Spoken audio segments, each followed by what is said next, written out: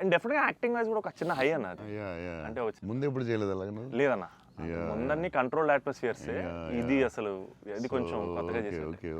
I feel like even nature forced us to be real, sir. ఎందుకంటే all the rain sequences that we had planned, full preparation తో వెళ్తే with the water tanks. అదంతా కూడా original rain. అది sequence ఉంది కదన్న, first kiss sequence, అది actually original rain. Original rain. మేము ప్లాన్ చేసుకున్న రెయిన్ సెటప్ అన్ని పెట్టి రెడీగా ఉంటే హెవీ రెయిన్ పడింది. అవునా ఇది ఈ విషయంలో కెమెరామెన్ అసలు సూపర్ సపోర్ట్. కెమెరామెన్ సపోర్ట్ చెప్తే చేయలేము అలాంటి.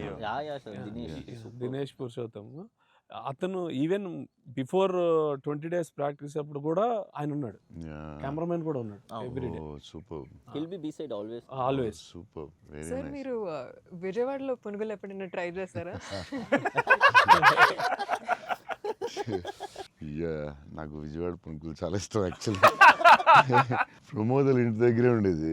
ఒక సమ్మర్ హాలిడేస్ ప్రమోద్ నేను best friends, cousins and best friends.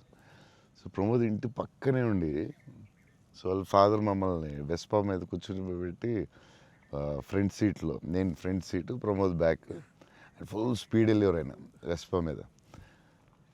వెళ్ళి ఆ పునుకుల దగ్గర తీసుకెళ్తే అసలు still I remember that. Vijayawada వెళ్ళినప్పుడు కార్లో కూర్చొని మెల్లగా పునుకులు తిందామా అని. Too good. నేను అసలు అలాంటి పునుకులు ఎక్కడ తినలేదు లైఫ్లో. స్మాల్ చిన్న దాంట్లో పెట్టి దాని మీద చట్నీ వేసి, ఇంకా నాకు వాటర్ వస్తుంది. బజ్జీలు అన్నీ సూపర్, కానీ ఆ పునుకులు మాత్రం ఎక్సలెంట్, అసలు ఎక్సలెంట్ అండ్ ఎక్సలెంట్. పునుగులు is an emotion, sir. it is seriously.